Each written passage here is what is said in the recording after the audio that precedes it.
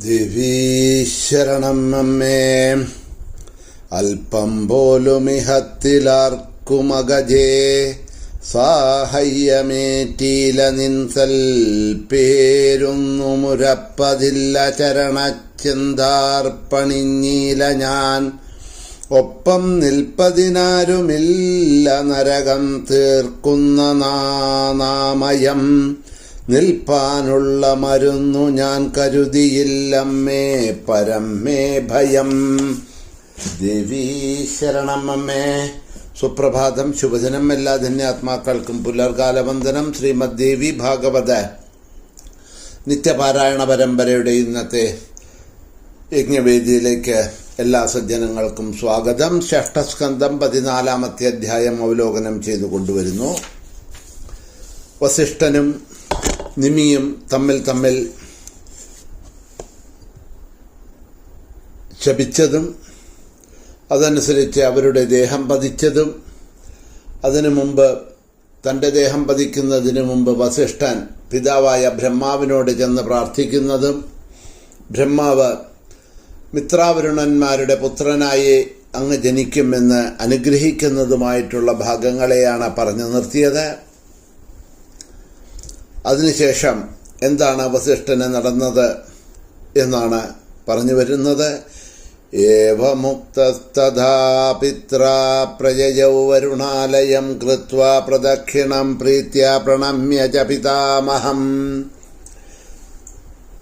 പിതാവായിട്ടുള്ള ബ്രഹ്മാവ് അനുഗ്രഹിച്ചപ്പോൾ സന്തോഷിച്ച വസിഷ്ഠൻ ബ്രഹ്മാവിനെ, അച്ഛനെ നമസ്കരിച്ചിട്ട് സന്തോഷത്തോടെ വരുണാലയത്തിലേക്ക് പോയി.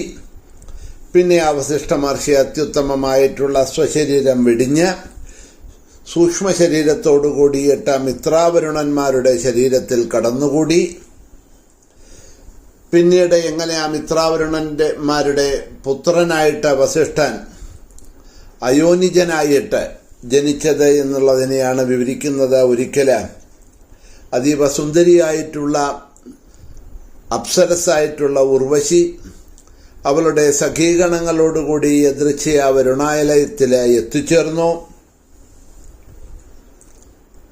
നല്ല സൗന്ദര്യവും രൂപ യൗവന യുക്തിയുമായിട്ടുള്ള അപ്സരസിനെ കണ്ട ദേവന്മാരായ മിത്രാവരുണന്മാര് ഇരുവരും കാമാർത്തരായി. സർവാംഗസുന്ദരിയും മനോഹരിയുമായിട്ടുള്ള ആ ദേവകന്യയോട് അപേക്ഷിച്ചു, സുന്ദരി, സ്മരപീഡിതരായ ഞങ്ങളെ ഭരിക്കൂ എന്ന്. എന്നിട്ട് യഥേഷ്ടം ഇവിടെയെല്ലാം വിഹരിച്ചോളൂ.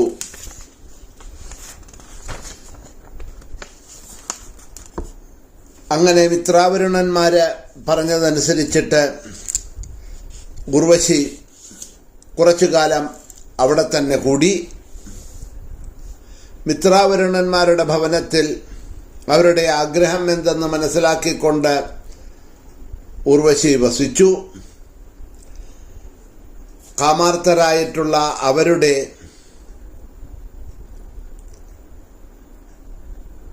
വീര്യം ശുക്ലം ഒരു കുടത്തിൽ വീണു എന്നാണ് പറയണത്. മിത്രാവരുണന്മാരുടെ ജനമേജയ അതിൽ നിന്നും അതിസുന്ദരന്മാരായിട്ടുള്ള 2 കുമാരന്മാര് പിറന്നു. കാരണം മിത്രവരുണന്മാര് എന്ന് പറയുമ്പോൾ അവർ 2ആണ്. മിത്രൻ, വരുണൻ 2 പേരാണ്. അപ്പൊ 2 പേരുടെയും രേതസ് ഒരേ കുടത്തിൽ തന്നെ പതിച്ചു എന്നാണ് പറയണത്. 2 പേരുടെയും രേതസ് ഒരു കുടത്തിൽ പതിച്ചത് കാരണം കൊണ്ട് 2 പുത്രന്മാരാണ് ജനിച്ചത്. അതിൽ ഒന്നാമനാണ് അഗസ്ത്യൻ, മറ്റേയാളാണ് ഈ വസിഷ്ഠൻ. മിത്രാവരുണന്മാരുടെ വീര്യത്തിൽ നിന്ന് ജനിച്ച തപസ്വികളായിട്ടുള്ള ഈ ഋഷിമാരിൽ ഒന്നാമൻ ബാലനായിരിക്കെ മഹാതപസ്വിയായി വനം പൂകി. ഇക്ഷ്വാകു ബാലനായ വസിഷ്ഠനെ പുരോഹിതനായിട്ടും വരിച്ചു. ആ വംശത്തിന്റെ ക്ഷേമത്തിന് വേണ്ടി അവനെ സംരക്ഷിച്ചു വളർത്തി. പ്രത്യേകിച്ച് മുനിയാണ് എന്നറിഞ്ഞ് അവനോട് പ്രീതിയുള്ളവനായും ഭവിച്ചു. ഇങ്ങനെ വസിഷ്ഠൻ ശാപമൂലം മിത്രാവരുണന്മാരുടെ കുലത്തിൽ ജനിക്കാൻ ഇടയായതിൻ്റെ കാരണം ഉൾക്കൊള്ളുന്നതായിട്ടുള്ള ഈ കഥ ഇതാ. അങ്ങ് ചോദിച്ചതനുസരിച്ചിട്ട് ഞാൻ പറഞ്ഞു എന്ന് പറഞ്ഞാണ് ഇവിടെ ഈ 14-ാമത്തെ അധ്യായം വ്യാസൻ അവസാനിപ്പിക്കുന്നത്. അപ്പോൾ വസിഷ്ഠൻ്റെ രണ്ടാമത്തെ ജന്മം എങ്ങനെയാണ് ഉണ്ടായത്? ബ്രഹ്മപുത്രനായിട്ടുള്ള വസിഷ്ഠൻ നിമിയുടെ ശാപം കൊണ്ട് മിത്രാവരുണന്മാരുടെ പുത്രനായിട്ട് എങ്ങനെ ജനിച്ചു എന്നുള്ള ആ കഥയെ ജനമേജയൻ ചോദിച്ചതോടുകൂടിയാണല്ലോ അധ്യായം ആരംഭിച്ചത്. ആദ്യം ആ ശാപം ഉണ്ടാവാനുള്ള കാരണം പരസ്പരം ശപിച്ചത്, വസിഷ്ഠൻ ബ്രഹ്മാവിനെ കണ്ട് നമസ്കരിച്ച് തൻ്റെ ആഗ്രഹത്തെ അറിയിച്ചത്, ബ്രഹ്മാവ് അനുഗ്രഹിച്ചത്, അതുപ്രകാരം ഇതാ വരുണൻ്റെ കൊട്ടാരത്തിൽ ചെന്ന് സൂക്ഷ്മരൂപത്തിൽ അവരിൽ പ്രവേശിച്ചത്, യാദൃച്ഛികമായിട്ട് ദൈവനിശ്ചയത്താൽ അവിടെ ഉർവശി വന്നത്, ഉർവശിയെ കണ്ട കാമാതുരരായിട്ടുള്ള അവരുടെ രേതസ്സിൻ്റെ സ്ഖലനമുണ്ടായി. ആ ശുക്ലം കുടത്തിലാണ് വീണത്. കുടം എന്ന് പറഞ്ഞാൽ കുംഭം എന്നർത്ഥമുണ്ട്. കുടത്തിൽ മിത്രാവരുണന്മാരുടെ രേതസ് പതിച്ച് ആ കുടത്തിൽ നിന്നും ജനിച്ചവരാണ് അഗസ്ത്യനും വീണ്ടും വസിഷ്ഠനും. കുടത്തിൽ നിന്ന് ജനിച്ചതുകൊണ്ടാണ് അഗസ്ത്യന് കുംഭസംഭവൻ എന്നൊക്കെ, കുംഭം എന്ന് പറഞ്ഞാൽ കുടം, കുംഭസംഭവൻ എന്നൊരു പേരുണ്ട് അഗസ്ത്യന്, കുംഭത്തിൽ നിന്നും കുടത്തിൽ നിന്നും ജനിച്ചവനായതുകൊണ്ട്. അങ്ങനെയാണ് ഇവര് രണ്ടുപേരും ജനിച്ചിരിക്കുന്നത്. ഇതിൽ ആരുടെ പുത്രനാണ് അഗസ്ത്യൻ, ആരുടെ പുത്രനാണ് വരുണൻ എന്നുള്ളതിനെ പറ്റിയിട്ട് പ്രതിപാദിക്കുന്നില്ല. മറ്റുള്ള പുരാണങ്ങളിലും അങ്ങനെ കാണാൻ കഴിയുന്നില്ല. കാരണം രണ്ടുപേരുടെയും, മിത്രൻ്റെയും വരുണൻ്റെയും രേതസ് ഒരേമിച്ച് ഒരേ കുടത്തിൽ തന്നെ പതിച്ചു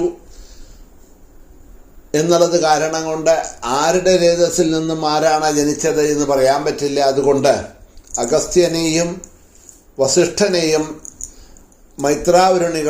മിത്രാവരുണന്മാരുടെ പുത്രന്മാരായി എന്ന് പറയപ്പെടുന്നു എന്ന് പറഞ്ഞതാണ്. അങ്ങനെ അവരുടെ ആ ശാപം നിമിത്തം വസിഷ്ഠൻ വീണ്ടും പുനർജനിച്ച ആ കഥയെ ഇവിടെ ജനമേജയൻ ആവശ്യപ്പെട്ടതനുസരിച്ചുകൊണ്ട് അതിനെ വിസ്തരിച്ചവിടെ പറഞ്ഞു. അതോടുകൂടിയിട്ട് ഈ 14-ാമത്തെ അധ്യായം ഇവിടെ പരിസമാപിച്ചുകൊണ്ട് അടുത്തതായിട്ട് നമുക്ക് 15-ാമത്തെ അധ്യായത്തിലേക്കാണ് പോകേണ്ടത്. കാരണം ഒരാളുടെ കഥ, വസിഷ്ഠൻ്റെ കഥ പറഞ്ഞു കഴിഞ്ഞു. ഇനി ഇതേമാതിരി ദേഹം പതിച്ച് വിദേഹിയായിട്ട് കിടക്കുന്ന ആളാണല്ലോ നിമി, വസിഷ്ഠ ശാപത്താൽ. ഇനി ആ നിമിയുടെ കാര്യം എന്താണായത്, നിമി എന്താണ്, പിന്നീട് നിമിക്ക് എന്താണ് സംഭവിച്ചത് എന്നുള്ളതിനെയാണ് ഇനി പറഞ്ഞു പോകുന്നത്. സമയം ആയതുകൊണ്ട് നമുക്കിവിടെ നിർത്തി അടുത്ത അധ്യായം 15-ാമത്തെ അധ്യായം നാളെ മുതൽ അവലോകനം ചെയ്തു കൊണ്ടുപോകാം. എല്ലാവർക്കും